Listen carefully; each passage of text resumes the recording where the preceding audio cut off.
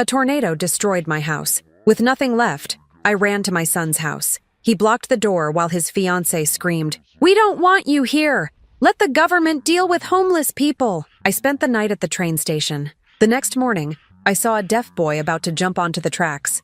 I was the only one who could save him, communicating in sign language. His billionaire father saw everything. What he did next just changed everything. I'm glad to have you here. Follow my story until the end and comment the city you're watching from, so I can see how far my story has reached.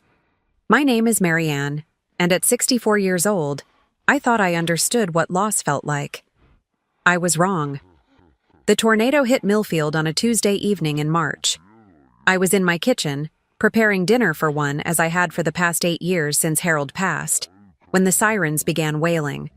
The sound cut through the quiet of my small house like a knife through fabric. I'd lived through storms before, but something about this one felt different. The air itself seemed to vibrate with malice. I grabbed my emergency bag and headed for the basement, my arthritic knees protesting with each step down the wooden stairs. The house groaned above me, timbers creaking under the pressure of winds I couldn't even see yet. I huddled in the corner where Harold had built a small shelter years ago, clutching the photo of Paul from his college graduation. My only child, my pride and joy, smiling in his cap and gown. The noise was indescribable. It wasn't just wind. It was like the earth itself was screaming. The house shuddered, and I heard things breaking above me. Glass shattering, wood splintering, my life being torn apart piece by piece. I pressed the photo closer to my chest and whispered prayers I hadn't said since Harold's funeral. When the silence finally came, it was almost worse than the noise. I waited in that basement for what felt like hours, afraid to go upstairs, afraid of what I'd find. When I finally climbed those steps, my legs shaking from more than just the cold, I emerged into what used to be my kitchen. The roof was gone. The walls on the north side had collapsed inward, and my refrigerator sat in what used to be my living room, crushed under a massive oak tree that had stood in my yard for longer than I'd been alive. Rain was already starting to fall through the gaping hole where my ceiling used to be, soaking the family photos scattered across the debris. I stood there in my destroyed home, water dripping onto my shoulders, and tried to process what had happened. 64 years of life, 36 years in this house, and it was all gone. The quilt my mother made for my wedding, the china set Harold surprised me with on our 10th anniversary, the rocking chair where I'd nursed Paul as a baby. All of it was either destroyed or buried under rubble. My neighbors were in the same situation. Mrs. Patterson from next door was standing in her yard, staring at what remained of her garage. The Hendersons' house was completely gone, just a foundation where a home used to be. Emergency vehicles were already arriving, their red and blue lights painting our devastation in harsh, flashing colors. A Red Cross volunteer, a young woman with kind eyes and a clipboard, approached me as I stood in my doorway. "Ma'am, do you have somewhere to stay tonight? Family nearby?" Paul. Of course Paul would help me. My son lived just 2 hours away in the city with his fiancée Salem. He was a successful accountant, owned a beautiful house in a nice neighborhood. He'd take care of his mother.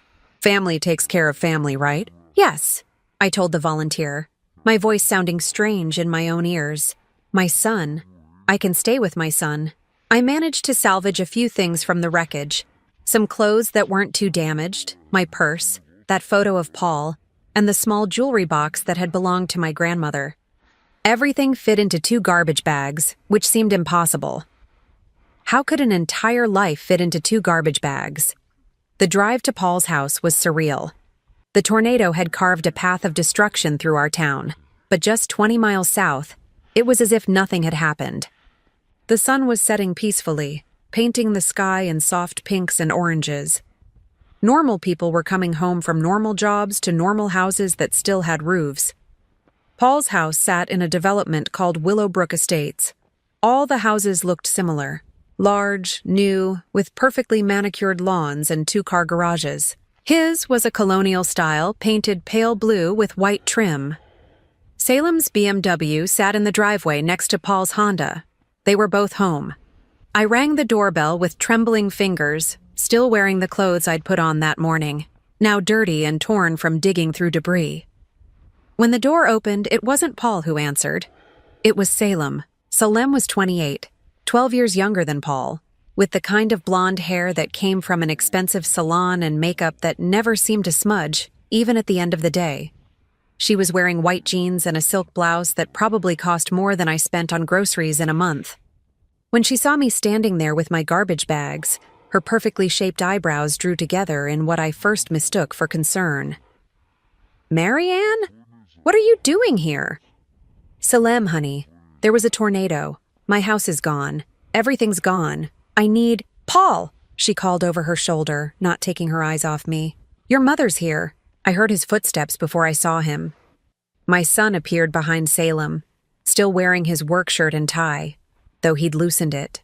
For a moment, just a moment, I thought I saw relief in his eyes. Relief that I was alive, that I was safe. But then Salem touched his arm, and something in his expression changed. "Mom, what happened? You look terrible." "The tornado hit Millfield. The house is completely destroyed, Paul. I lost everything." My voice cracked on the last word. "I need somewhere to stay, just until I can figure out what to do next. The insurance adjuster won't be able to assess anything until next week at the earliest." Paul looked at Salem and she looked at him, and in that exchange, I felt my heart begin to break in a way that had nothing to do with losing material possessions. "Mom, this really isn't a good time," Paul said slowly. "Salem's parents are flying in tomorrow for our engagement party. We've got guests coming, caterers. It's going to be crazy around here. I won't be in the way," I said quickly. "I can sleep on the couch. I won't even—" "Absolutely not," Salem interrupted, her voice sharp. "We can't have you here looking like that when my parents arrive. They don't know about your situation." "My situation." I stared at her, trying to understand. "What situation?" "You know," she said, waving her hand vaguely. "Living alone in that little house, working at the grocery store until you retired. My parents are very successful people, Marianne. My father owns 3 car dealerships. They have certain expectations." Paul put his hand on Salem's shoulder, a gesture that was supposed to be calming but felt like choosing sides. "What Salem means is that we've painted a certain picture of our families. Her parents think you live comfortably, maybe in a nice retirement community. So you're ashamed of me." The words came out flat, matter of fact. "It's not about shame," Paul said, but he wouldn't meet my eyes. "It's about timing. Look, I can give you money for a hotel room. There's a nice Holiday Inn about 10 minutes from here. You can stay there while you sort things out. Money for a hotel room." I stood there on my son's doorstep, everything I owned in 2 garbage bags, and he was offering to pay for me to stay somewhere else rather than let me sleep on his couch. "How long have you been planning this engagement party?" I asked quietly. Paul shifted uncomfortably. "About 2 months. We sent out invitations 3 weeks ago, and you didn't invite me." Salem laughed, actually laughed, a sound like breaking glass. "Marianne, be realistic. This is a sophisticated affair. Cocktails and canapes, important people from Paul's firm. It's not really your scene." "Not my scene. My son was getting engaged, and it wasn't my scene." I looked at Paul, really looked at him, and tried to see the little boy who used to climb into my bed during thunderstorms, who cried when his goldfish died, who told me I was the best mom in the world when I surprised him with homemade cookies after school. But all I saw was a stranger in an expensive shirt, standing next to a woman who saw me as an embarrassment. "So you're choosing her," I said simply. "Mom, don't be dramatic. I'm not choosing anyone. I'm just trying to be practical. You'll be more comfortable in a hotel anyway. They have room service, cable TV, and you'll be more comfortable without me here." He didn't deny it. That silence said everything I needed to know. Salem stepped closer to Paul, claiming her territory. "We're trying to build something here, Marianne. Paul has worked very hard to get where he is. We can't have complications. Complications. That's what his mother was now. A complication." I picked up my garbage bags. my arms aching from the weight of what little I had left. "I understand," I said, surprised by how steady my voice sounded. "I'll go to the hotel." Paul looked relieved and guilty at the same time, which somehow made it worse. "I'll call you tomorrow, okay? We'll figure out your next steps." But I knew there wouldn't be any next steps that included him. As I walked back to my car, I heard Salem's voice through the door they'd already closed. "Thank God that's over. Can you imagine if my parents had seen her like that?" I sat in my car in their driveway for several minutes, staring at the house where my son lived his life without me, the engagement party I wasn't invited to, the future I wasn't part of, the family that no longer included me. The Holiday Inn cost $129 per night. I had $347 in my checking account and no idea when my next income would come. Insurance would eventually cover rebuilding, but that could take months, maybe years. The hotel clerk, a tired-looking woman about my age, took pity on me and said I could have the room for one night at the weekly rate if I paid cash. The room was clean but impersonal, all beige and brown with artwork that meant nothing to anyone. I set my garbage bags on the floor and sat on the edge of the bed, still wearing my dirty, torn clothes. For the first time since the tornado hit, I allowed myself to cry. I cried for my house, for my belongings, for the photo albums I'd never see again. But mostly, I cried for the realization that I had raised a son who saw his own mother as an embarrassment. Somewhere along the way, I had failed so completely that my child would rather pay for me to disappear than let me sleep on his couch when I had nowhere else to go. That night, lying in a strange bed in clothes that smelled like destruction, I made a decision. I would leave in the morning, but I wouldn't go back to Paul's house. I wouldn't call him for help. I had spent 35 years being his mother, and if that wasn't enough to earn me a place on his couch in my darkest hour, then nothing would be. I would figure this out alone, the way I'd figured out everything else since Harold died. The way I'd apparently been alone long before I realized it. But first, I had to survive tomorrow. And I had no idea how I was going to do that. I didn't sleep that night. Every time I closed my eyes, I heard the sound of Salem's laughter and saw Paul's face when he chose her over me. By 5 a.m, I gave up trying and sat by the window, watching the sunrise over a world that felt completely foreign to me. The hotel's complimentary breakfast was weak coffee and stale pastries, but it was free, so I forced myself to eat. The other guests were business travelers and tourists, people with lives and destinations and purposes. They talked quietly on their phones about meetings and flight times and dinner reservations. Normal problems. Normal lives. I checked out at 11, knowing I couldn't afford another night but having nowhere else to go. The desk clerk gave me a sympathetic smile and suggested I try the Salvation Army shelter on 5th Street. "They're good people there," she said kindly. "They'll help you get back on your feet." A shelter. At 64 years old, I was going to a homeless shelter. I drove aimlessly for a while, not ready to face that reality yet. The city was busy with Tuesday morning traffic, people rushing to jobs and appointments, their lives continuing as if mine hadn't completely fallen apart. I found myself near the train station downtown, a large brick building from the 1920s that they'd partially converted into shops and restaurants but still used for commuter trains. The parking was free, and there were benches outside where I could sit and think, figure out my next move. The morning was warming up, spring trying to push winter away, and there were people coming and going with purpose and certainty I envied. I sat on a bench near the platform, my 2 garbage bags at my feet like anchors keeping me tethered to a reality I didn't want to accept. Trains came and went, bringing people into the city for work, taking them back to suburbs where they had homes and families who wanted them there. That's when I saw him. He was about 9 or 10 years old, small for his age, with dark hair that needed cutting and clothes that were expensive but wrinkled, as if he'd slept in them. He was sitting on the platform edge, his legs dangling over, much too close to where the trains came in. There were signs everywhere warning people to stay back from the platform edge, but this boy was sitting right on it. Something about his posture worried me. He wasn't fidgeting the way children usually do. He was still, unnaturally still, staring down at the tracks below him. Other people walked past him without seeming to notice, caught up in their own concerns, their own schedules. I found myself standing up, moving closer to the platform. Maybe I was looking for a distraction from my own problems. Or maybe it was just maternal instinct that hadn't died despite what had happened with Paul. The boy needed someone to notice him. As I got closer, I could see his face more clearly.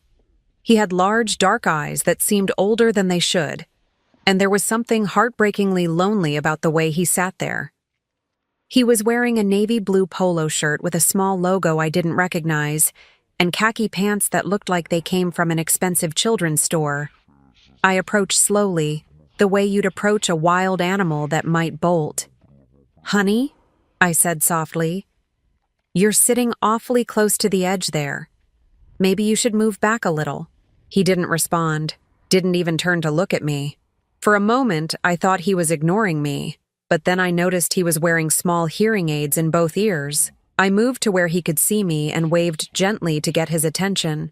When he looked up at me, his eyes were filled with such profound sadness that it took my breath away. I had seen that look before, in my own mirror during the darkest days after Harold's death. It was the look of someone who had given up hope. Without thinking, I found myself signing, "Hello, are you okay?" My hands moved through the familiar motions automatically, muscle memory from years of communicating with my sister Janet before she died. The boy's eyes widened in surprise. He signed back, his small hands moving quickly. "You know sign language?" "Yes," I signed. "My sister was deaf. What's your name?" "Connor," he replied, his hands shaking slightly. "Why are you talking to me? Most people don't notice me." My heart broke a little more. "I notice you. Why are you sitting so close to the tracks, Connor? It's dangerous." His face crumpled, and for a moment, he looked exactly like what he was, a little boy who was hurting. "I wanted to see what it would feel like," he signed. If a train came, the blood in my veins turned to ice. This child, this beautiful little boy, was contemplating the unthinkable. "Connor, no. Whatever's wrong, there's always another way." "No, there isn't," he signed, tears starting to roll down his cheeks.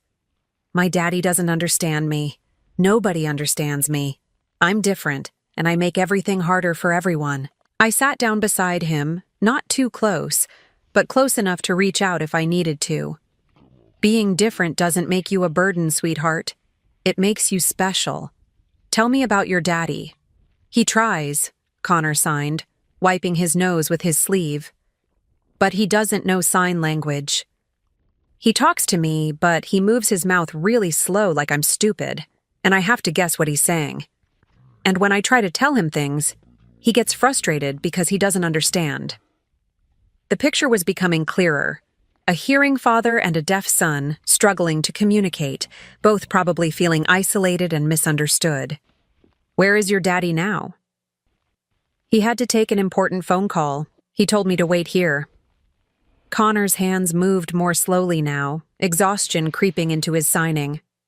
"He's always on the phone. Work is more important than me." I knew that feeling intimately.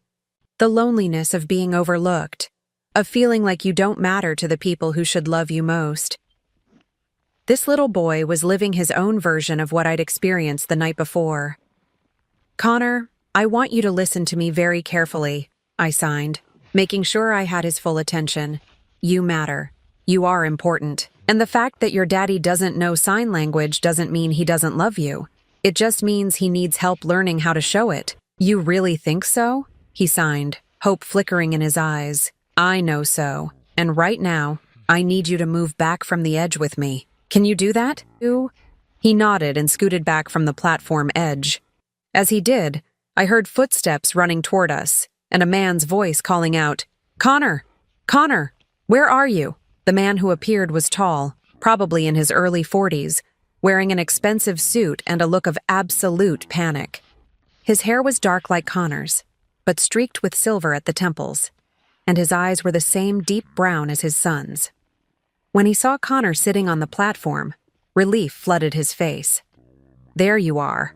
I told you to stay by the information booth, not wander off to the platform." His voice was sharp with fear and frustration. He was speaking, not signing, and I could see Connor straining to read his lips. Connor tried to sign a response, his hands moving quickly to explain, but his father didn't understand. The frustration on both their faces was painful to watch.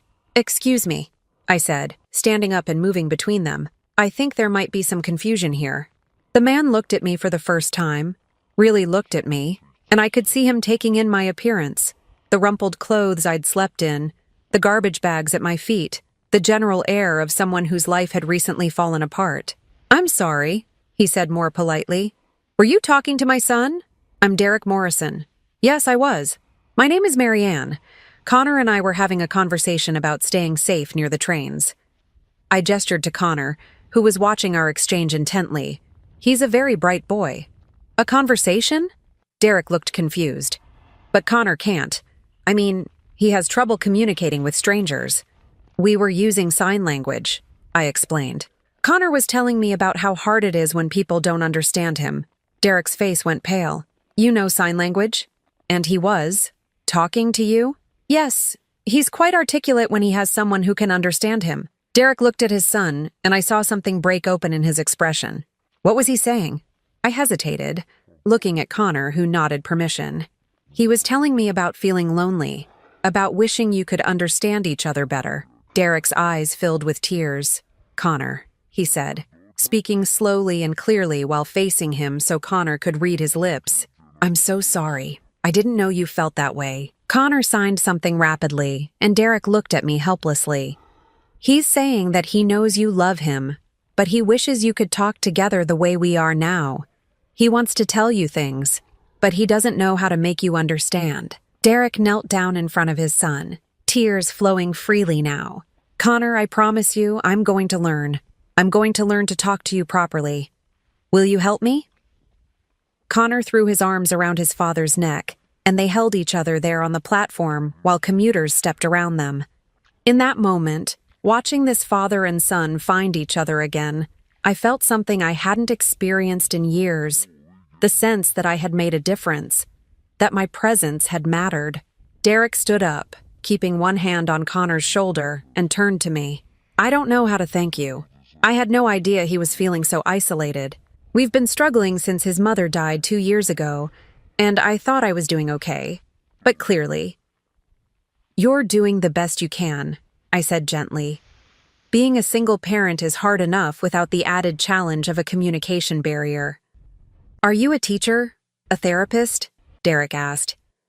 "You seem to understand him so well." I almost laughed at the irony.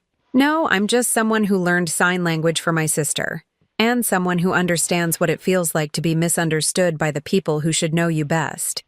Derek studied my face, and I could see him really seeing me for the first time. Not just the woman who had helped his son, but the person behind the circumstances. "Are you all right? You seem like you might be going through something difficult yourself." For a moment, I was tempted to brush off his concern the way I always did, to smile and say everything was fine. But sitting there on that platform, after saving his son from a moment of despair that could have ended in tragedy, pretending seemed pointless.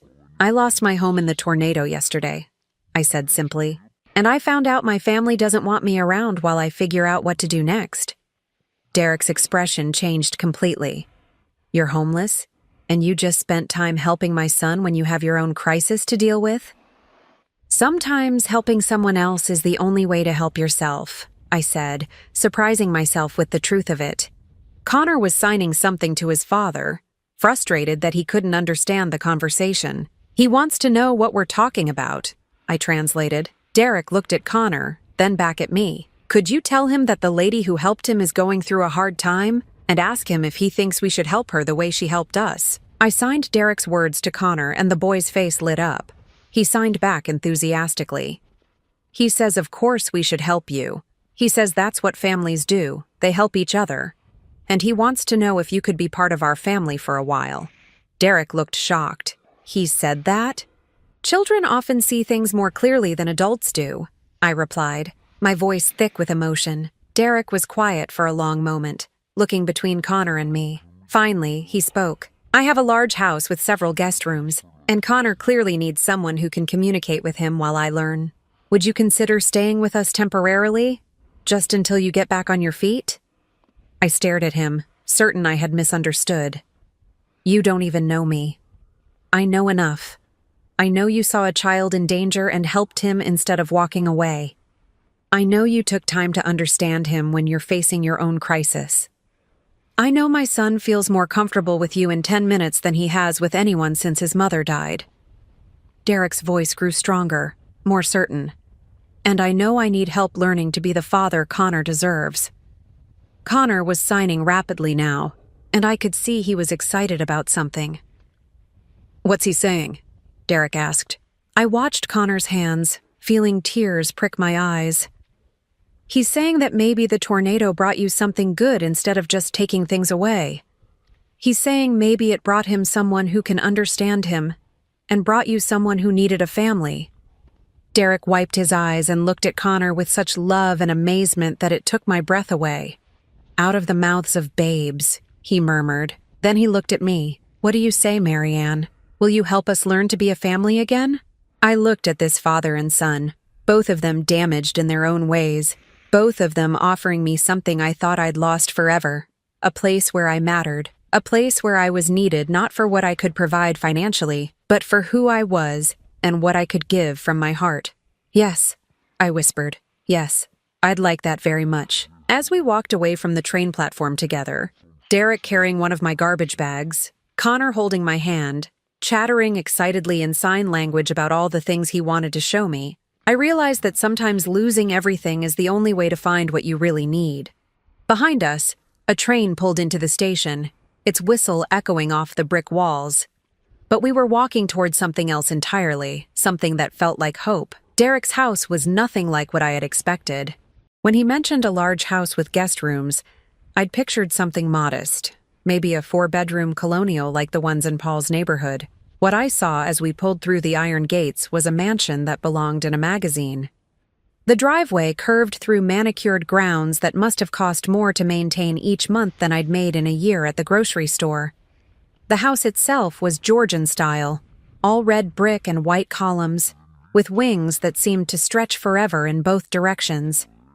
Connor pressed his face to the window, signing excitedly about showing me his room and the library and the pool. This is beautiful, I said, trying not to sound as overwhelmed as I felt. Derek glanced at me in the rearview mirror. It's too big for just the two of us. Connor gets lost in it sometimes. I think that's part of why he feels so isolated. As we pulled up to the front door, I noticed the landscaping was perfect, but somehow cold, like a hotel rather than a home.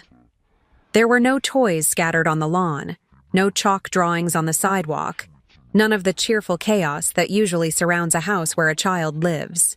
Derek must have seen me looking. Connor's nanny quit 3 months ago. She said communicating with him was too difficult.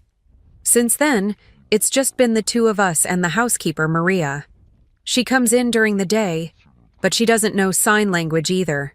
The front hall was larger than my entire living room had been, with a chandelier that probably cost more than my car. Our footsteps echoed on the marble floor as Connor ran ahead, signing for me to follow him. He wants to show you something, I translated for Derek, who was watching his son with a mixture of love and sadness. I wish I knew what he was thinking half the time, Derek said quietly. I talk to him, but I never know if he really understands. And when he tries to tell me things, he shrugged helplessly. I smile and nod and hope I'm responding appropriately. But I know I'm missing so much. We followed Connor up a sweeping staircase to the second floor. His bedroom was at the end of a long hallway, and when he threw open the door, I understood why he'd been so excited to show me. The walls were covered with drawings, not the random scribbles you'd expect from a 10-year-old, but detailed, careful artwork that told stories. There were pictures of him and a woman with kind eyes who must have been his mother. Pictures of him and Derek. But in many of them, Derek was facing away or looking at a phone. And scattered throughout were drawings of hands. Hands signing, hands reaching toward each other, hands that never quite touched. Connor, these are incredible, I signed, moving closer to examine the artwork. You're very talented. He beamed, then pointed to a drawing near his bed. It showed a train station, But in this version, there were people on the platform who were signing to each other. Happy people, connected people. Is this what you were thinking about at the train station today? I asked gently. Connor nodded, then signed. I was thinking about what it would be like if everyone could understand each other, if I wasn't always alone with my thoughts. I translated for Derek, who had been watching our conversation with growing emotion. God, Marianne, I had no idea. I thought he was adjusting well. He never seemed. Derek ran his hands through his hair. How did I miss this? What kind of father am I? Connor had been watching his father's face, reading the distress there even without understanding the words. He moved to Derek and tugged on his sleeve, then signed something urgent. He wants to know why you look sad, I translated. He's saying he doesn't want you to be upset because of him. Derek knelt down to Connor's level, taking his son's hands in his own. Connor, I'm not upset with you. I'm upset with myself for not learning how to talk to you properly, but that's going to change, okay? Starting tomorrow, I'm going to find someone to teach me sign language. Actually, I said, surprising myself, I could teach you, if you'd like. Derek looked up at me with hope and gratitude. You would do that? It would give me something useful to do while I figure out my next steps. And Connor could help. Children are often the best teachers. Connor clapped his hands together and signed something rapidly. He says that would make him the happiest boy in the world, I translated, feeling my own heart lift at his enthusiasm. Derek stood up, and for a moment, we all just stood there in Connor's room surrounded by his artwork, feeling like maybe we'd stumbled onto something important. Let me show you to your room, Derek said. Then maybe we can talk about how this arrangement might work. The guest room was larger than any bedroom I'd ever had, with its own bathroom and a sitting area by the windows that overlooked the gardens. Derek set my garbage bags on the bed, and I felt suddenly self-conscious about how little I had, how out of place I looked in this elegant space. Marianne, Derek said gently, I want you to know that this isn't charity. If you're going to help me learn to communicate with my son, that's work. Real, valuable work. I'd like to pay you for it. I shook my head immediately. Oh no, Derek, I couldn't. You're giving me a place to stay, and you're giving me my relationship with my son back. Do you have any idea how valuable that is? His voice was intense, passionate. I've been failing him for 2 years, watching him withdraw more and more, feeling helpless. In one afternoon, you've shown me more about who he really is than I've learned in months. But I don't have any credentials, any formal training. You have something better. You have the ability to see him, really see him. And you understand what it's like to feel invisible to your own family. The last part hit me like a physical blow. Not because it was cruel, but because it was so perfectly accurate. Derek must have seen something in my face because his expression softened. I'm sorry. That was too personal. I just meant, no, you're right. I do understand that feeling. I sat down in the chair by the window, suddenly exhausted. My son couldn't get rid of me fast enough yesterday. His fiancée made it clear that I was an embarrassment, and he agreed with her. Their loss, Derek said firmly. Seriously, Marianne. In one day, you've shown more compassion and insight than most people show in a lifetime. If your son can't see your value, that says everything about him and nothing about you. I looked out the window at the gardens, trying to process this strange turn my life had taken. 24 hours ago, I'd been a woman with a home, a routine, a place in the world, even if it was a small one. Now I was sitting in a mansion, being offered a job by a man I'd just met, planning to teach his son and him how to communicate with each other. Can I ask you something? I said, turning back to Derek. Of course. What do you do? For work, I mean. This house, this lifestyle. I gestured around the room. Derek smiled, but it didn't reach his eyes. I'm in technology, software development, specifically programs for businesses. I started my company about 15 years ago, and we've been fortunate enough to be very successful. Fortunate, I repeated. Somehow, I doubt luck had much to do with it. No, you're right. It's been a lot of work. Too much work, probably. Especially since Eleanor died. His voice grew quiet. I threw myself into the business because it was easier than dealing with grief. I told myself I was providing for Connor's future, but really, I was just avoiding the present. What happened to Eleanor? Cancer. It was fast, aggressive, from diagnosis too. To the end was only 4 months. Derek sat down in the chair across from me, looking suddenly older. Connor was 8 when she died. He'd already lost some of his hearing from a childhood illness, but Eleanor was the one who learned sign language with him, who made sure he felt connected and understood. When she died, I didn't know how to fill that role. So you both lost her in different ways. Exactly. And instead of grieving together, we both retreated into ourselves. I worked longer hours, took more business trips. Connor spent more time alone, drawing, creating these incredible pictures that I was too busy to really look at. Derek's voice was heavy with regret. I hired nannies and tutors and therapists, thinking I could pay someone else to give him what I couldn't. But what he really needed was his father. You're here now, I pointed out. That's what matters. Am I, though? Today at the train station, I almost lost him because I was on a conference call about a merger that doesn't really matter in the grand scheme of things. I told him to wait by the information booth while I took the call, and when I finished, he was gone. Do you know how terrifying those 15 minutes were? I thought about Connor sitting on the edge of the platform, contemplating the unthinkable. I think I can imagine. And then I found you two talking, really talking, and I realized I haven't had a real conversation with my son in 2 years. Not since Eleanor died. Derek looked at me with an intensity that was almost uncomfortable. So when I say this isn't charity, I mean it. You're offering to give me back my relationship with my son. That's priceless. A knock on the door interrupted us. Connor peeked in, then entered when Derek waved him in. He went straight to me and started signing. He wants to know if you're going to stay for dinner. He says Maria is making spaghetti, and he wants to tell you about his school. Derek's face lit up. He wants to tell you about school? He never talks about school. I ask him every day how it was, and he just shrugs. Maybe he wants to tell you too, but he doesn't know how to make you understand, I suggested gently. Connor was still signing, his hands moving with increasing excitement. Now he's asking if we can all eat together, and if I'll teach both of you some sign language tonight. He says he has so many things he wants to say that he's never been able to tell you. Derek's eyes filled with tears. Tell him yes. Tell him I've been waiting to hear those things for a very long time. As I translated, Connor threw his arms around his father, and Derek held him tightly. Over Connor's head, Derek mouthed, "Thank you," to me, and I felt something settle in my chest that I hadn't felt in years, the sense that I was exactly where I was supposed to be. Later, over dinner, Connor taught Derek his first sign language lesson.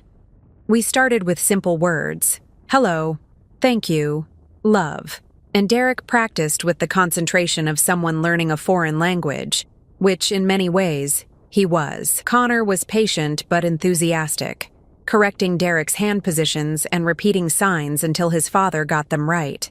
For the first time since I'd met them, I could see the family resemblance, not just in their physical features but in their determination, their intensity, their capacity for love. This is harder than it looks, Derek said, struggling with the sign for understand. Connor giggled, and signed something to me. He says you're doing good for a beginner, but your fingers are too stiff. He wants you to relax your hands. Derek laughed. My son is critiquing my signing technique. I never thought I'd be so happy to be corrected by a 10-year-old.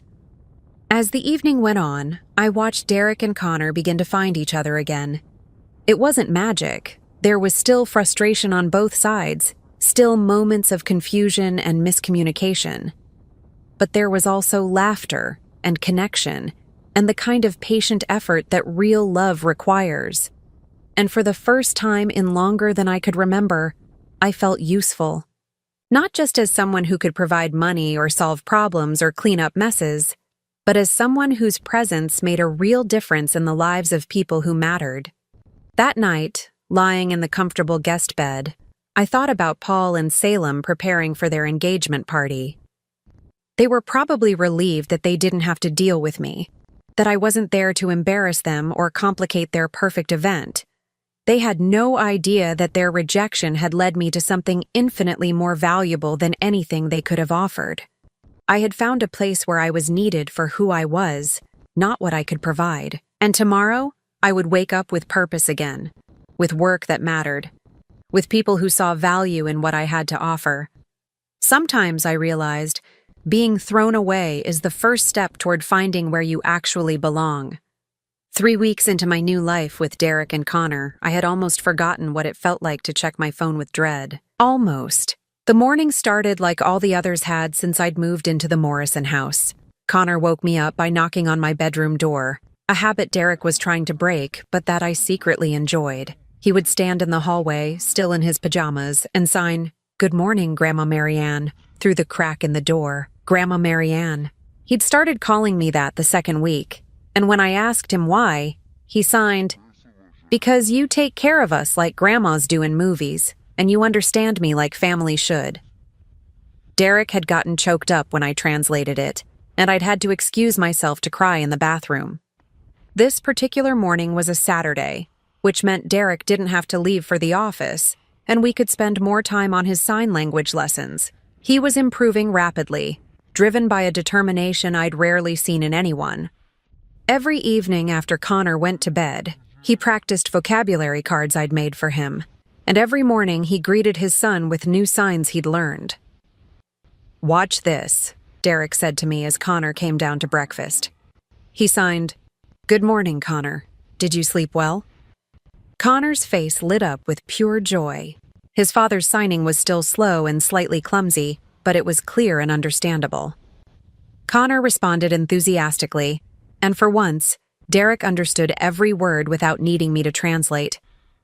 He said he had good dreams about the three of us going to the zoo next weekend, Derek said proudly, then looked at me for confirmation. Perfect translation, I confirmed, feeling a swell of pride in both of them. These small victories had become the highlights of my days. Watching Derek and Connor rebuild their relationship, seeing Connor become more animated and confident as his father learned to communicate with him, feeling useful in a way I'd never experienced before. It was healing something in me I hadn't even realized was broken. Derek had insisted on paying me $500 a week for Connor's tutoring and his sign language lessons, plus room and board. It was more money than I'd ever made, and when I protested that it was too much, he'd simply said, "You can't put a price on getting your family back." I was helping Connor with his homework at the kitchen table when my phone rang. The name on the screen made my stomach drop. Paul.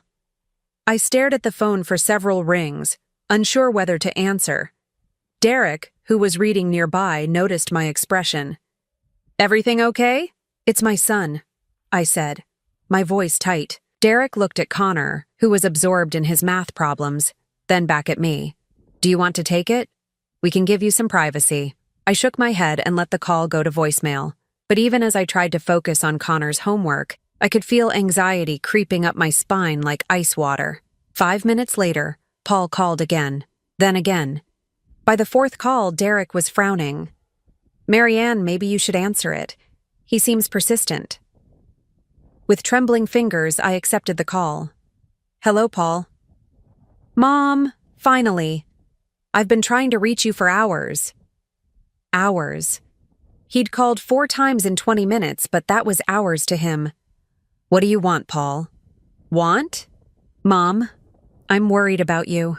We're worried about you. Salem and I have been talking and we realized we may have been too hasty the other night. You were in shock from the tornado, and we were stressed about the engagement party. We should have been more understanding."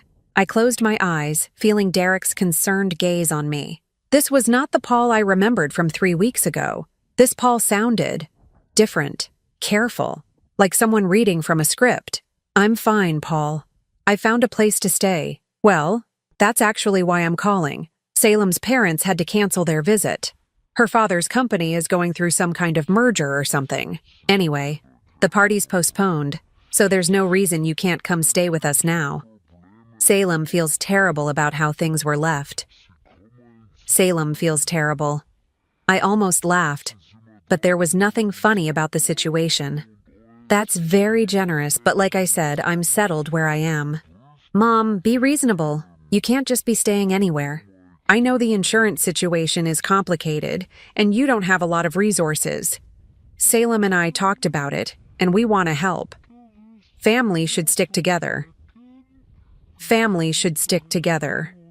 Where had this sentiment been 3 weeks ago when I was standing on his doorstep with everything I owned in garbage bags? Paul, I appreciate the offer, but I'm fine where I am. Where exactly is that, Mom? You're being very mysterious. Are you staying at one of those extended stay motels? Those places aren't safe for a woman your age. Connor looked up from his homework, sensing the tension in my voice.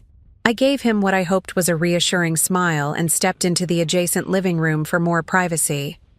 I'm staying with a family. I'm helping them, and they're helping me. A family? What family? Mom, you don't just move in with strangers. That's not safe. What do you even know about these people? The irony was thick enough to cut with a knife. My own son was lecturing me about the dangers of trusting strangers, when strangers had shown me more kindness in 3 weeks than he had in years. They're good people, Paul. Better than... I stopped myself. Better than what? Better than your own family? His voice was getting sharper now, more like the Paul I remembered. Mom, this is crazy. You're 64 years old. You can't just run away from your family and play house with strangers. I'm not playing house. I'm working. I have a job. A job? Doing what? And don't tell me you're cleaning houses or something. You're too old for that kind of physical work. I felt my temper flare. I'm teaching sign language, if you must know. And I'm not too old for anything I choose to do. There was a pause. Sign language? Who the hell needs to learn sign language? A father who wants to communicate with his deaf son. The words came out sharper than I intended. Another pause. Longer this time. Mom, this sounds unusual. Are you sure these people are legitimate? I mean, who just takes in a random woman to teach sign language? Someone who values what I have to offer, I said quietly. Look, I think you need to come home. Salem and I can drive up and get you this afternoon. We'll sort out the insurance stuff together, figure out a plan for rebuilding. You don't need to be dependent on strangers.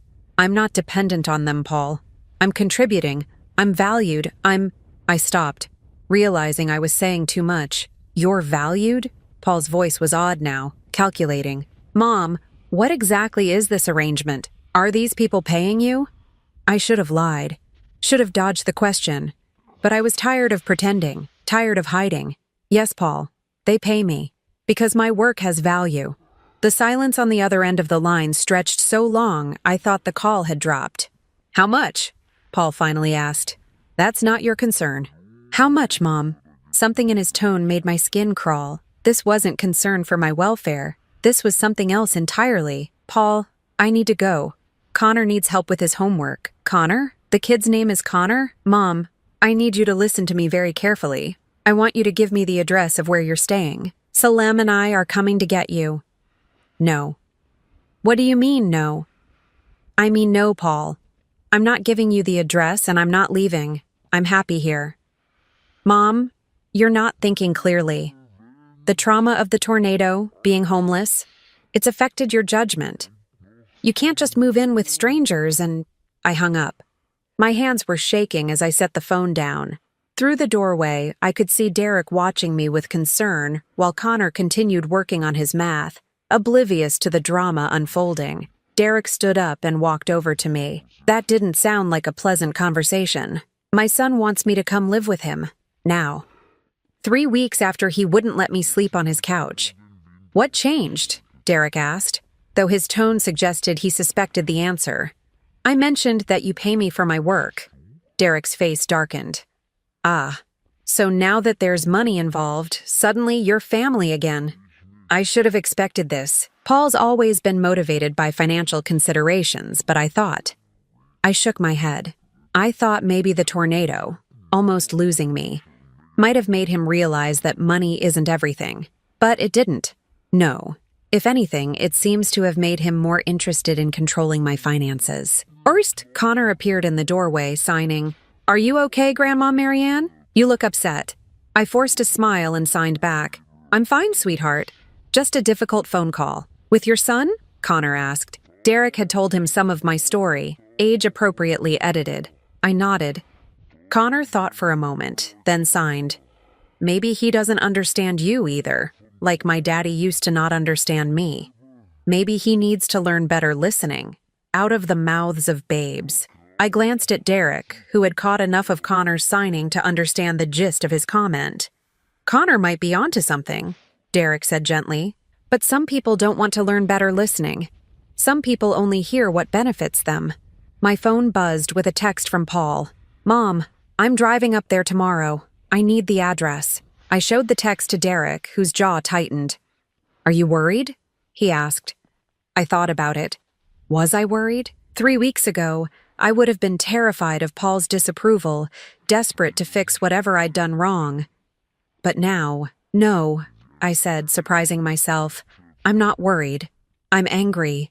Derek raised an eyebrow. I'm angry that he thinks he can ignore me when I need help, then swoop in and take control when he thinks there's something in it for him. I'm angry that he assumes I'm too incompetent to make my own decisions. And I'm angry that he's trying to disrupt the first happiness I've found in years, because it doesn't serve his purposes. So, what do you want to do? I looked at Connor, who was watching our conversation with intelligent eyes, picking up on the emotional undercurrents even when he couldn't follow all the words. This little boy who had trusted me completely from the moment we met. Derek, who had taken me in when I was a stranger and treated me like family from day one. I want to protect what we've built here, I said. Paul can disapprove all he wants, but he doesn't get to destroy this. Derek nodded. Then we'll protect it. Together. The next morning, Paul's car pulled into the driveway at exactly 10 o'clock. I watched from the window as he and Salem got out, both of them looking around at the mansion with expressions I recognized. Assessment, calculation, greed. Salem was wearing a designer outfit that probably cost more than most people's monthly salary, her hair and makeup perfect despite the 2-hour drive. Paul was in his weekend casual clothes, khakis and a polo shirt that still managed to look expensive. They both wore the expressions of people who were used to being the most important people in any room they entered. Derek appeared beside me at the window, Connor on his other side. Those are your son and his fiancée? Derek asked. That's them. They look like they're evaluating the property for purchase, he observed dryly. Connor was watching them too, and he signed something that made Derek smile grimly. What did he say? I asked. He said they look like the mean people in movies who try to take things away from the good people. Sometimes children really do see most clearly. The doorbell rang, and my stomach clenched. Derek put a hand on my shoulder. Remember, this is your home now. You don't owe them anything. I nodded and went to answer the door, Derek and Connor flanking me like bodyguards. When I opened the door, Paul's practiced smile faltered slightly as he took in the sight of me standing between Derek and Connor, clearly at home, and clearly not alone. Mom, he said, his voice artificially warm. You look good, rested. Hello, Paul. Salem. Salem's eyes were busy cataloging everything she could see of the house's interior, practically calculating square footage and property values. Aren't you going to invite us in? Paul asked, his smile becoming more strained. I glanced at Derek, who nodded slightly. Of course. This is Derek Morrison and his son Connor. Derek, Connor, this is my son Paul and his fiancée Salem. Derek stepped forward, extending his hand to Paul with perfect politeness. Nice to meet you. Your mother has told us so much about you. Paul shook Derek's hand, but his eyes were sharp, evaluative. I wish I could say the same. Mom's been very secretive about her. Arrangement here. There's nothing secretive about it, Derek said mildly. Your mother is teaching Connor and me sign language. She's an excellent teacher. Salem finally spoke, her voice syrupy sweet. That's so nice. Marianne always was good with children. But surely this was meant to be temporary. Just until she gets back on her feet after the tornado? That's up to your mother, Derek said, looking at me. She's welcome here as long as she wants to stay. Paul's jaw tightened almost imperceptibly. Well, that's very generous, but family takes care of family. Mom belongs with us.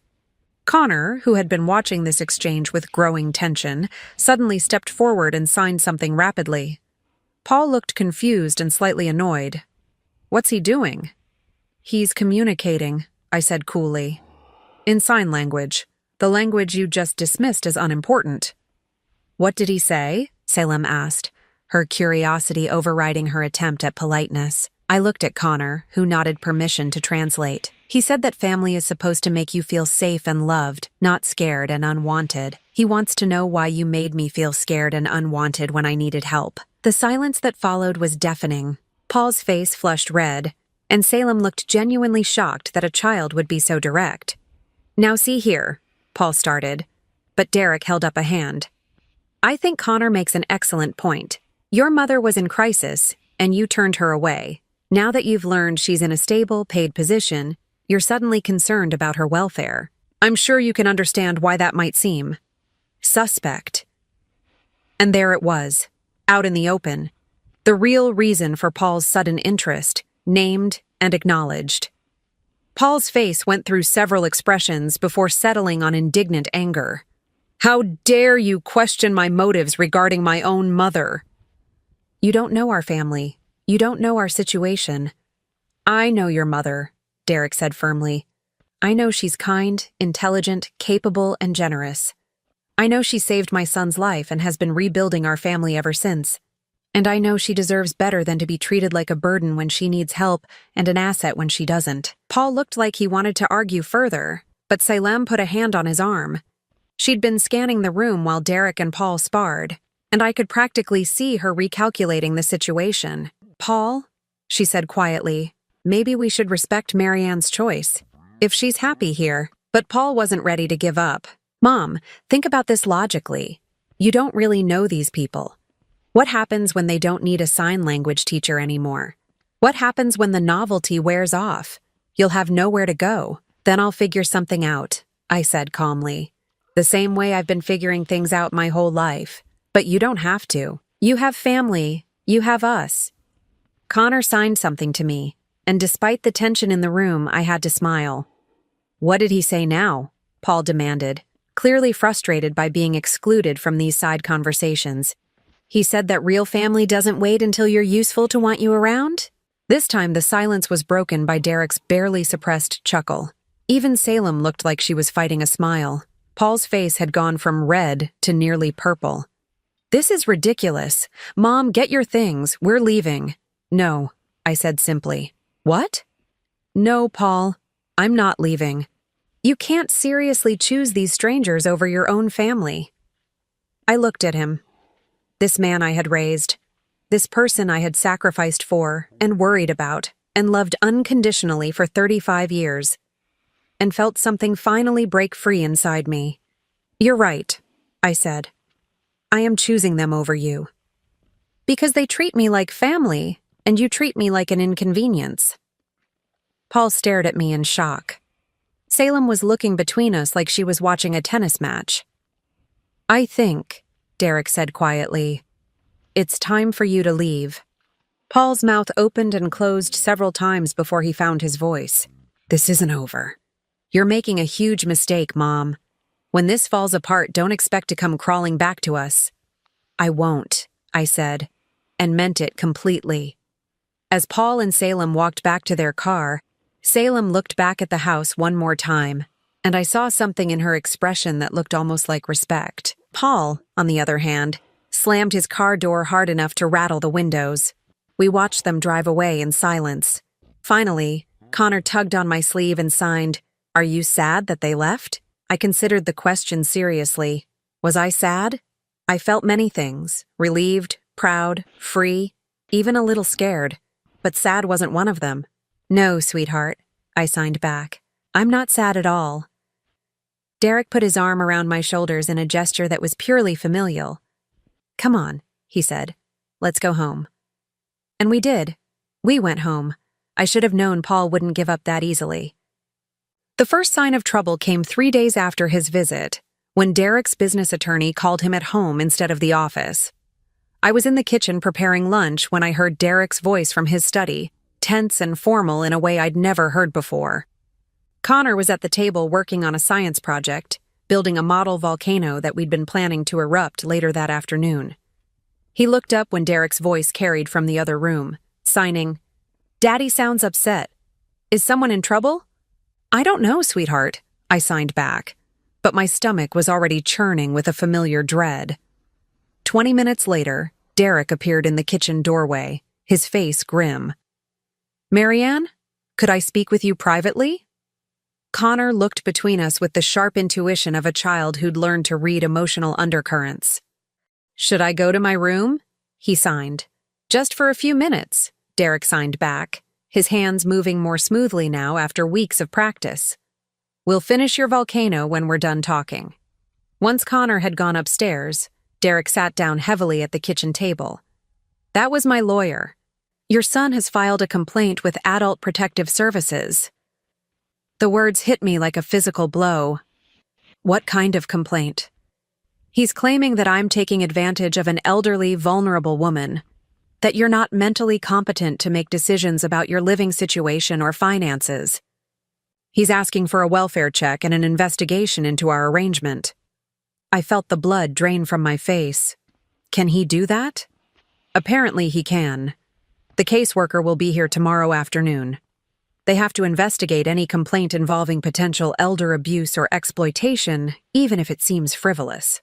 Elder abuse, exploitation. The words felt surreal applied to my situation. 3 weeks ago, I had been desperate and homeless. Now I was being accused of being victimized by the people who had saved me. "What does this mean?" I asked, though I was afraid of the answer. Derek ran his hands through his hair, a gesture I'd come to recognize as a sign of stress. "It means they'll interview both of us separately. They'll want to see your living arrangements, understand the financial arrangement, assess your mental capacity to make decisions. If they find evidence of exploitation, they could make me leave. Or worse, they could determine that you need a conservator to make decisions for you. Paul could petition to be appointed as your legal guardian." The room seemed to spin around me. Paul, who had turned me away in my hour of need, could become legally responsible for controlling my life? The same person who saw me only as an inconvenience or a source of income could be given the power to decide where I lived, how I spent my money, who I spent time with? "Derek, I'm sorry. I never meant for you and Connor to be dragged into this." "Hey." His voice was firm, and he reached across the table to cover my hand with his. "You have nothing to apologize for. Paul is the one who should be ashamed of himself. But what if they believe him? What if they think I'm not capable of making my own decisions?" Derek's grip on my hand tightened. "Then we'll fight it.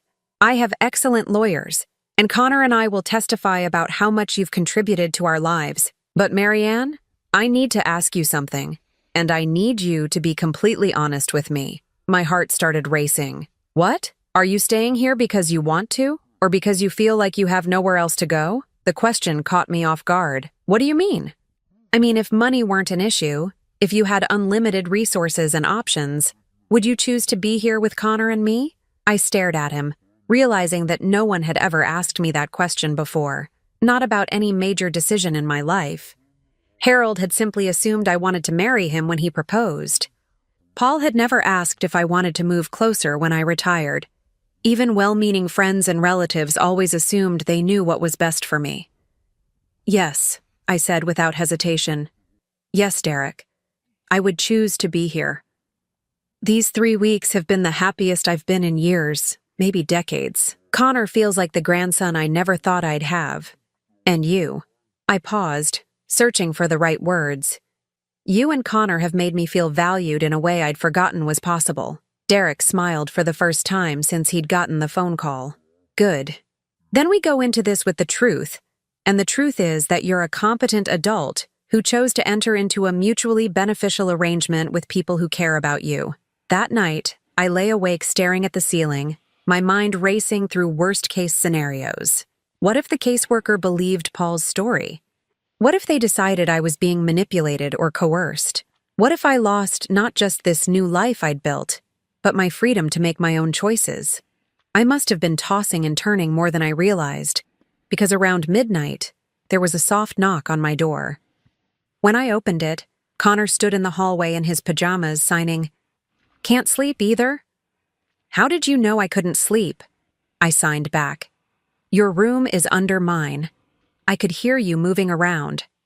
He paused, then added, "I'm scared about tomorrow too." My heart broke a little. "Oh, sweetheart, you don't need to be scared. This is grown-up stuff that has nothing to do with you.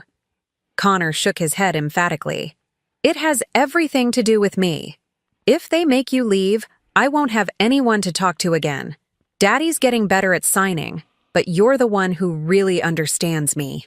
I knelt down to his level, taking his hands in mine. Connor, listen to me very carefully. No matter what happens tomorrow, you will never be alone again. Your daddy loves you, and he's learning to communicate with you better every day. And even if something happened and I couldn't live here anymore, I would still be part of your life. I would still be your Grandma Mary Ann. Promise, he signed, tears starting to form in his eyes. I promise. Some bonds can't be broken, no matter what papers people sign or what decisions other people make. Connor hugged me tightly, and I held him until his breathing evened out and he felt ready to go back to bed. But as I tucked him in and kissed his forehead, I made a silent vow. I would not let Paul's manipulation destroy this little boy's sense of security. Whatever it cost me, I would protect Connor and Derek from the fallout of my son's greed.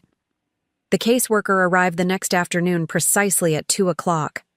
Janet Morrison, no relation to Derek, she was quick to clarify, was a woman in her 50s with kind eyes and a professional demeanor that revealed nothing of her thoughts. She wore a conservative pantsuit and carried a tablet and a thick folder. Mrs. Holloway, she said as Derek led her into the living room. I'm here to follow up on a complaint filed by your son regarding your current living situation. I want you to know that these investigations are routine, and my only concern is your well-being and safety. I nodded, trying to keep my voice steady. I understand. What would you like to know? Let's start with how you came to live here. Can you tell me about the circumstances that led to this arrangement? I told her about the tornado, about going to Paul's house, about the rejection and the night at the train station. I told her about meeting Connor and Derek, about the immediate connection I'd felt with Connor and the communication barrier they'd been struggling with. I was careful to be factual, not emotional, but I couldn't keep all the pain out of my voice when I described that first night. Ms. Morrison took notes on her tablet, her expression neutral. And when Mr. Morrison offered you housing, what were the terms discussed? Initially, it was just a place to stay while I figured out my next steps. But when we realized how much Connor and Derek needed help with communication, it evolved into a more formal arrangement. Tell me about the financial aspect. Your son has expressed concern that you're being exploited financially. Derek started to speak, but Ms. Morrison held up a hand. I'll want to interview you separately, Mr. Morrison. Right now, I need to hear from Mrs. Holloway. I took a deep breath. Derek pays me $500 per week for tutoring Connor and teaching both of them sign language, plus room and board. It's more than fair compensation for the work I do. And you feel this arrangement is equitable? You don't feel pressured or coerced in any way? Absolutely not. If anything, Derek has been too generous. I offered to work for just room and board, but he insisted that my work has value and should be compensated accordingly. Ms. Morrison made more notes.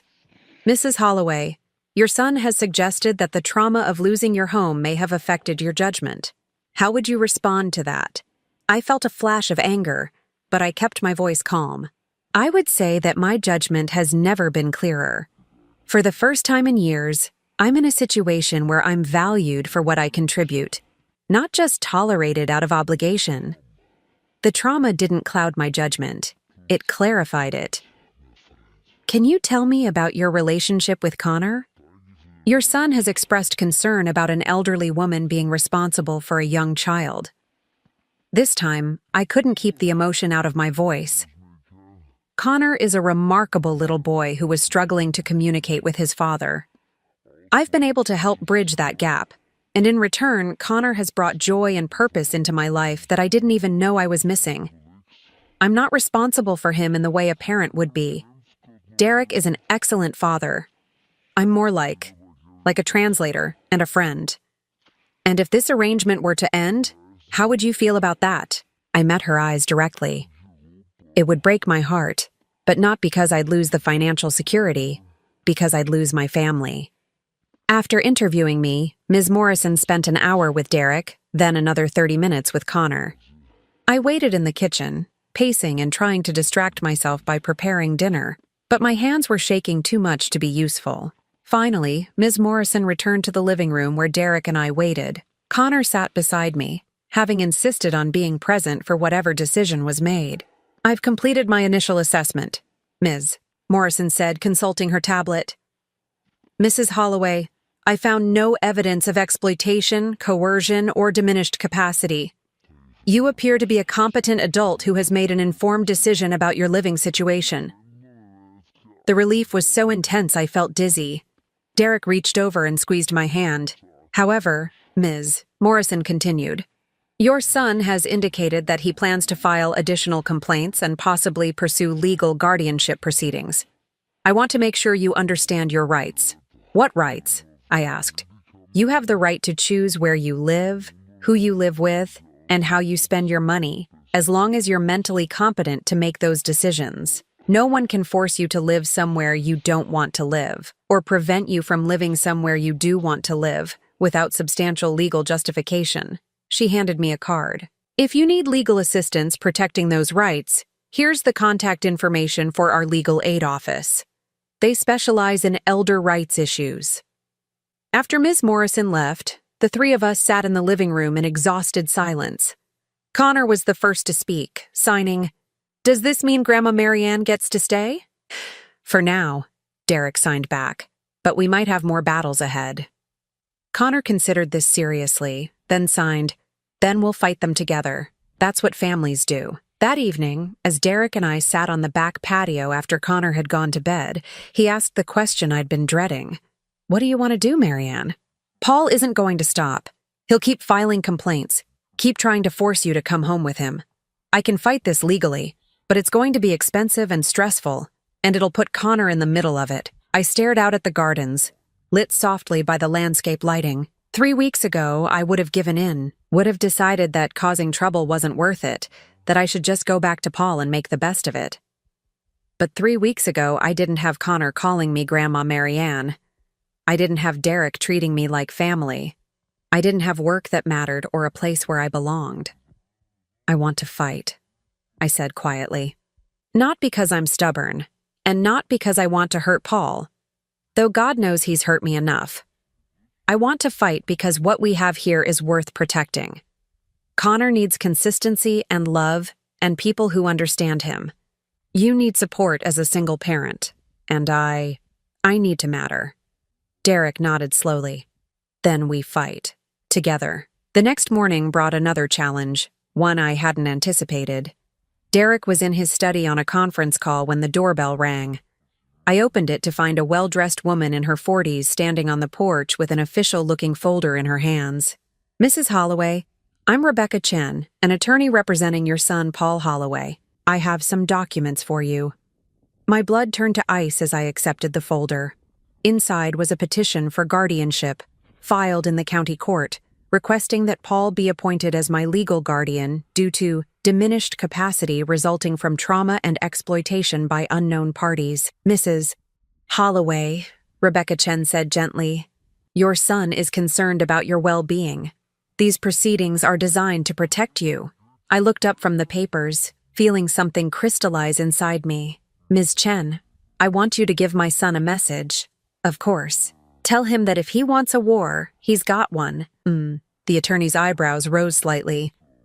"Mrs. Holloway, I don't think you understand the serious nature of these proceedings." "Oh, I understand perfectly. My son couldn't control me when I was homeless and desperate, so now he's trying to have me declared incompetent so he can control me legally. But I'm not the broken, defeated woman who stood on his doorstep 3 weeks ago, and I'm not going down without a fight." As I closed the door on Rebecca Chen's shocked face, I felt something I hadn't experienced in years. The thrill of choosing to fight for something I believed in, instead of just enduring whatever life handed me. Paul wanted a battle? He was about to learn that some wars aren't worth starting. 1 year later, I stood in the kitchen of what had truly become my home, preparing Connor's birthday cake. 11 years old today, and he'd requested chocolate with vanilla frosting and enough candles to light up the whole room. Derek was at the store picking up last-minute party supplies, and Connor was upstairs wrapping a present he'd made for me.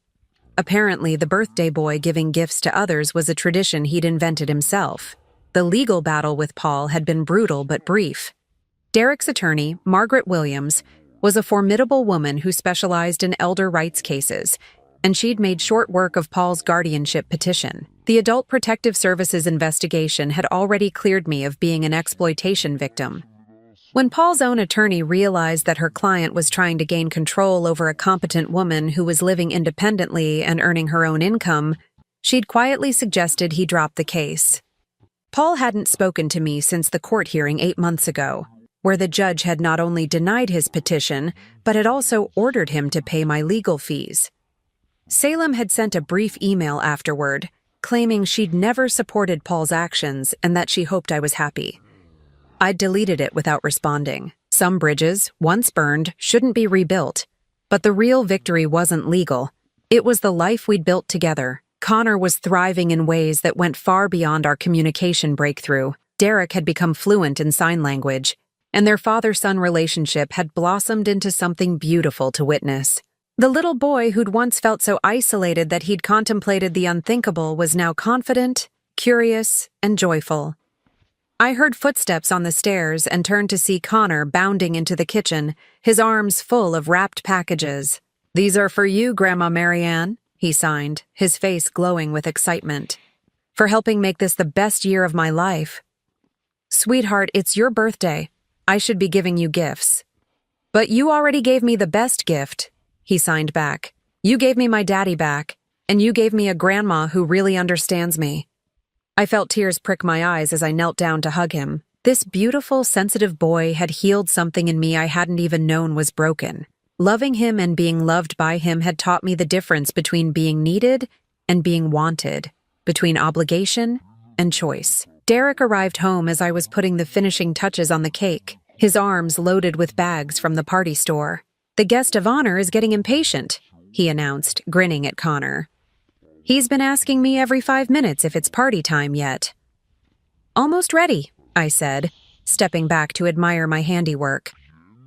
The cake was decorated with a train, a nod to where Connor and I had first met, and surrounded by 11 bright yellow candles. Derek set down the bags and walked over to me, his expression suddenly serious. "Marianne, before everyone gets here, there's something Connor and I wanted to talk to you about." My heart skipped. Had I done something wrong? Was this arrangement not working as well as I'd thought? Connor bounced over to us, signing rapidly. "Tell her, Daddy. Tell her about the surprise." Derek's serious expression melted into a smile. "Connor, you're supposed to let me do the talking first." "What surprise?" I asked, looking between them. Derek reached into his jacket pocket and pulled out an envelope. "Connor and I have been talking about how much we love having you as part of our family, and we were wondering—" He paused, seeming nervous. "We were wondering if you'd like to make it official." I stared at the envelope, confused. "I don't understand." Connor couldn't contain himself any longer. He started signing so fast his hands were almost a blur. "We want to adopt you. Like how some kids get adopted by new families, but the other way around. Daddy says there's a thing called adult adoption, where you can choose your family even when you're grown up." I looked at Derek, sure I'd misunderstood. "Adult adoption?" Derek nodded, his cheeks slightly flushed. "It's a legal process where adults can be formally adopted into a family. We've been talking about it for months, Connor and I. You're already our family in every way that matters, but we hoped you might want it to be official." The envelope in Derek's hands contained adoption papers. They wanted to adopt me. After a lifetime of feeling like an outsider in my own biological family, these two people wanted to choose me as their family legally and permanently. "I don't know what to say," I whispered. Connor stepped closer and took my hands in his. "Say yes, Grandma Marianne. Please say yes. I want everyone to know that you're my real grandma, not just someone who lives with us." I looked into his earnest face, then at Derek, who was watching me with hopeful anxiety. "You want me to be your family? Legally? Forever?" "We want you to be our family the way you already are in our hearts," Derek said softly. "Connor will officially be your grandson, I'll officially be your son, and you'll officially be our mother and grandmother. No one could ever question your place here again." The tears came then, streaming down my face as the full impact of their offer hit me. They weren't just giving me a home or a job or financial security. They were giving me a family that chose me, that wanted me, that saw me as irreplaceable. Yes, I managed through my tears. Oh yes, I would love that more than anything. Connor whooped with joy and threw his arms around me, spinning me around the kitchen until we were both laughing and crying at the same time. Derek wrapped his arms around both of us, and for a moment, we just stood there holding each other, officially becoming what we'd already been in our hearts. The doorbell rang, announcing the arrival of Connor's friends for his party. But before we went to answer it, Derek handed me the envelope. "The papers are already prepared. We just need your signature and a court appearance. Margaret says it's just a formality. The judge will probably approve it the same day." I clutched the envelope to my chest, overwhelmed by the magnitude of what they were offering me. "Are you sure? Once we do this, you're stuck with me forever. No takebacks." Connor grinned and signed, "That's the whole point. No one gets to make you leave ever again." Derek's smile was soft and certain. "Marianne, you saved my son's life and gave me back my relationship with him. You've brought joy and stability and love into our house. If we're stuck with you forever, we're the luckiest people in the world." The party was a huge success. 8 of Connor's classmates came, including 2 other children with hearing impairments who'd become part of his close friend group. I watched from the kitchen as Derek effortlessly switched between speaking and signing, making sure every child felt included in the conversations and games. But the moment that made my heart swell the most came when Connor stood up to make a speech before blowing out his candles. His friends gathered around as he signed, with Derek translating for those who needed it. "I want to thank everyone for coming to my birthday party," Connor said through Derek's voice. "But mostly I want to thank my dad for learning to talk to me properly, and my grandma Marianne for teaching him how." He paused and looked directly at me. "Last year, I thought I was going to be alone forever. But then Grandma Marianne saved me at the train station, and she saved my daddy too, and now we're a real family. So this isn't just my birthday party. It's a celebration of our family." As Connor blew out his candles, I thought about the train platform where we'd met. I'd gone there that morning feeling like my life was over, like I had no purpose, no value, no future. I couldn't have imagined that the worst day of my life would lead to the best year. Later that evening, after the guests had gone home and Connor had been tucked into bed with his new birthday books, Derek and I sat on the back patio as we did most nights, watching the stars appear in the darkening sky. "Any regrets?" Derek asked quietly. "About cutting ties with Paul? About choosing us over your biological family?" I considered the question seriously. Was I sad about losing Paul? Yes, in the way you mourn any loss, even when it's necessary. Did I regret the choice I'd made? Not for a second. "I've learned something this year," I said, settling back in my chair. "Family isn't about blood or obligation or guilt. It's about choice. It's about people who see your value and choose to keep you in their lives, not because they have to, but because they want to." "Connor asked me something yesterday that I wasn't sure how to answer," Derek said. "What was that?" "He asked if you were lonely before you came to live with us. I didn't know if that was too personal to talk about." I smiled, thinking about Connor's emotional intelligence, his ability to sense things that adults often missed. Tell him yes, I was very lonely, but also tell him that I didn't realize how lonely I was until I wasn't lonely anymore. Sometimes you don't know what you're missing until you find it. Derek nodded. He'll like that answer. He's very protective of you, you know. He told me yesterday that if anyone ever tries to hurt you again, he'll use his karate moves on them. I laughed, picturing Connor in his tiny white karate uniform, ready to defend my honor. "Well, I feel very safe then." "Marianne," Derek said, his voice growing serious, "I want you to know that this adoption isn't just a nice gesture or a way to make sure you feel secure. Connor and I genuinely can't imagine our lives without you anymore. You're not a guest or an employee or even just a friend. You're our family." "I know," I said, and I did. For the first time in my adult life, I felt truly certain of my place in someone's world. You're my family too. 2 months later, I stood in a courtroom for the second time that year, but this time, the proceedings filled me with joy instead of dread. Judge Patricia Henderson reviewed our adoption petition with a warm smile, asking Derek and Connor a few routine questions about their decision. "And you, Mrs. Holloway," Judge Henderson said, turning to me, "are you prepared to accept Derek Morrison as your legal son and Connor Morrison as your legal grandson?" "Your Honor," I said, my voice strong and clear. "I can't think of anything I want more. Then, by the power vested in me by the state, I hereby grant this petition for adult adoption. Mrs. Holloway, you are now legally Mary Ann Morrison, daughter of no one and mother to Derek Morrison, grandmother to Connor Morrison." Connor, who'd been remarkably well behaved throughout the proceedings, finally couldn't contain himself. He jumped up from his chair and signed, "Now it's official. Now it's forever." Judge Henderson laughed. "I take it the young man approves of these proceedings." "He's been counting down the days," Derek translated, grinning as Connor bounced on his toes with excitement. As we left the courthouse, I marveled at how different my life looked now compared to that terrible night at the train station 15 months earlier. Then, I had been Mary Ann Holloway, a woman with no home, no family who wanted her, and no purpose. Now I was Mary Ann Morrison, beloved mother and grandmother, valued family member, and guardian of a little boy's happiness. That evening, we celebrated with a quiet dinner at home, just the three of us, the way Connor had requested. He'd made me a card that said, "Welcome to the family, Grandma Mary Ann," in both English and sign language, decorated with drawings of the three of us holding hands. "You know what I realized today?" Connor signed as we finished our dessert. "What's that, sweetheart?"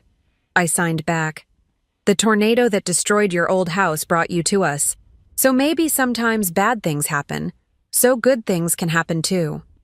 I looked at this wise little boy, this child who saw silver linings and hope even in stories of destruction and loss, and felt my heart overflow with love and gratitude. "I think you're absolutely right," I told him. "Sometimes the worst storms bring us exactly where we need to be." Later, as I got ready for bed in the room that was truly mine now, in the house where I truly belonged, I thought about Paul and Salem, probably getting ready for their wedding that I hadn't been invited to. I hoped they were happy. I genuinely did, but I was grateful beyond words that their rejection had forced me to find my real family. Because Connor was right. Sometimes the worst storms do bring us exactly where we need to be. And sometimes being thrown away is just the first step toward being chosen. I was exactly where I belonged, with exactly the people who valued me most. I was home. Now I'm curious about you who listened to my story. What would you do if you were in my place? Have you ever been through something similar? Comment below. And meanwhile, I'm leaving on the final screen 2 other stories that are channel favorites, and they will definitely surprise you. Thank you for watching until here.